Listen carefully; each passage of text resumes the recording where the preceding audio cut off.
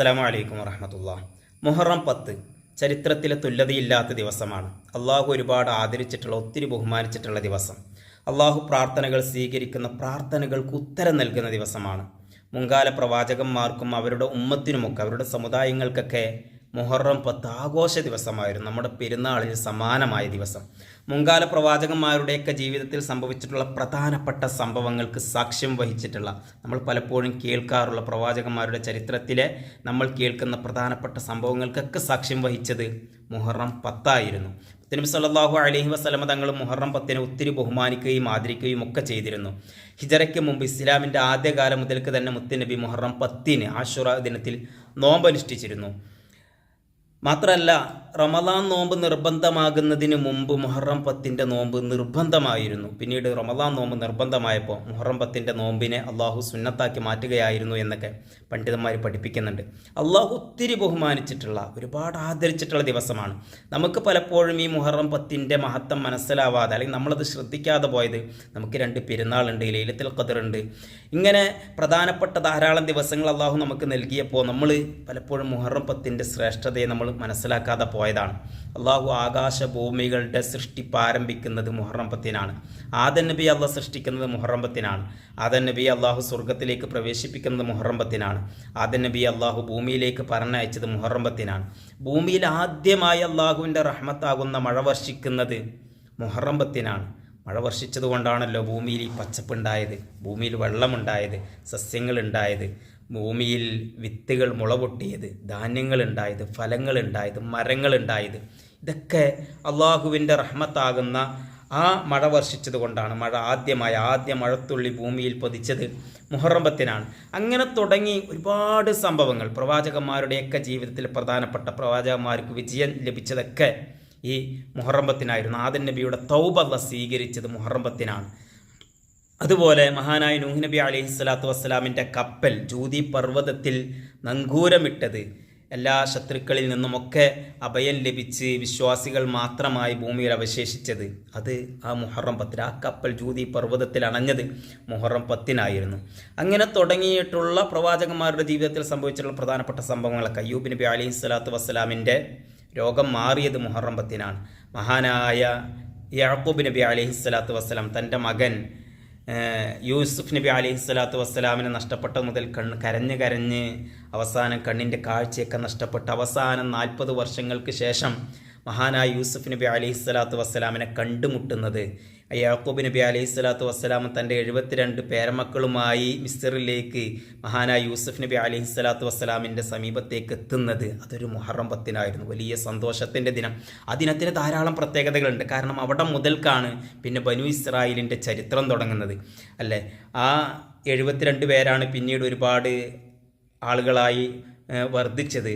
പിന്നീട് ഫിരൗൻ്റെ കാലമെത്തുമ്പോഴേക്കും 16 ലക്ഷത്തോളം വരുന്ന ബനു ഇസ്രായേലികളായി വർദ്ധിച്ചത് ഈ പറയുന്ന 72 പേരിൽ നിന്നാണ്. അങ്ങനെ അവരെ മോചിപ്പിക്കാൻ വേണ്ടി മൂസാ നബി അലൈഹിസ്സലാത്തു വസ്സലാം വന്നത്. ആ നാട്ടുകാരെ, ബനു ഇസ്രായേലികളെ, ഈജിപ്തിൻ്റെ പിന്നെ ഭരണം മാറി, യൂസുഫ് നബിയുടെ ഭരണമൊക്കെ കഴിഞ്ഞ് പിന്നീട് ഫറോമാർ ഭരണമൊക്കെ തുടങ്ങി. അങ്ങനെ ഫറോമാരും മറ്റുമൊക്കെ ബനു ഇസ്രായേലികളെ ഉപദ്രവിക്കാൻ വേണ്ടി തുടങ്ങി. അവരെ അടിമകളെ പോലെ പണിയെടുപ്പിച്ച്, അവരെ കൊണ്ടാണ് പിരിമിടും മറ്റുമൊക്കെ പണിയെടുപ്പിച്ചത്.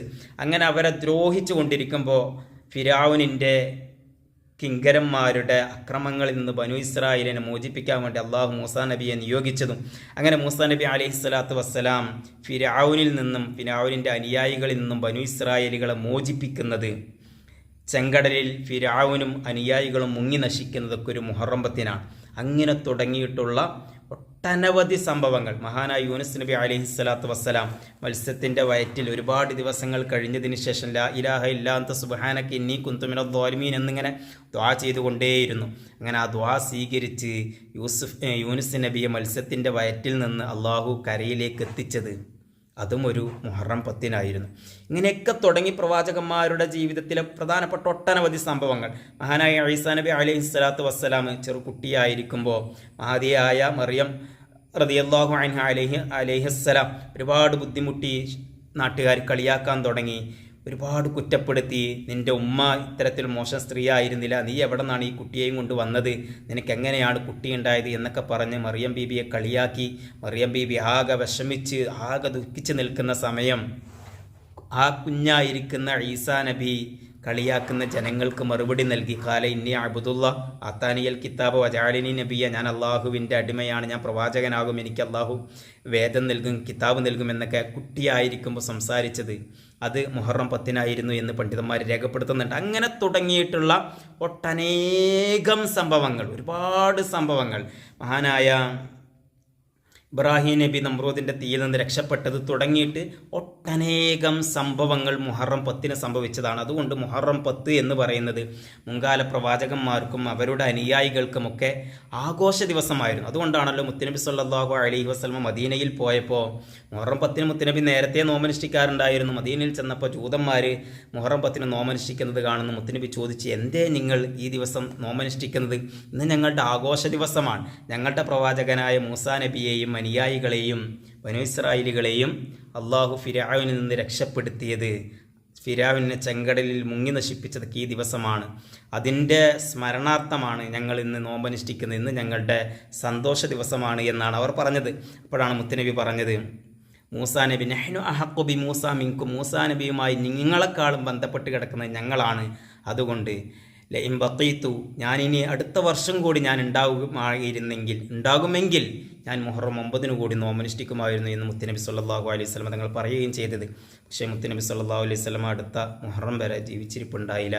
മുത്തുനബി അങ്ങനെ പറഞ്ഞതുകൊണ്ട് തന്നെ മുഹറം 9 നോമനുഷ്ഠിക്കാൻ സുന്നത്തായി നമ്മൾക്കൊന്ന് നോമനുഷ്ഠിച്ചു. അപ്പോൾ മുഹറം 10 മഹത്വങ്ങളാണ് ഈ പറഞ്ഞു വന്നതൊക്കെ.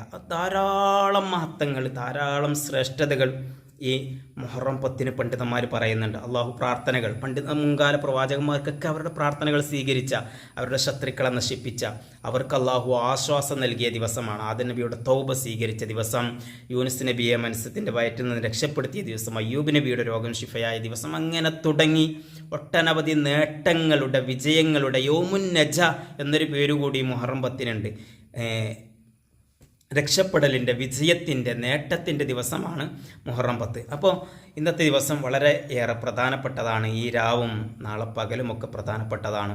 അള്ളാഹു ഈ ദിവസങ്ങളിലൊക്കെ വിജയിച്ചവരിൽ അള്ളാഹു നമ്മയൊക്കെ ഉൾപ്പെടുത്തട്ടെ. നമ്മുടെ ദോഷങ്ങൾ റഹമുറാഹിമായ ഖാലിഖായ പടച്ച നമ്മുടെ റബ്ബ്, നമ്മുടെ രക്ഷിതാവ് നമുക്കൊക്കെ പുറത്തു നൽകുമാറാവട്ടെ. അള്ളാഹു അവൻ്റെ കാരുണ്യം കൊണ്ട് നമ്മുടെ ദുനിയാവിലും ആഖിറത്തിലും അള്ളാഹു രക്ഷപ്പെടുത്തട്ടെ.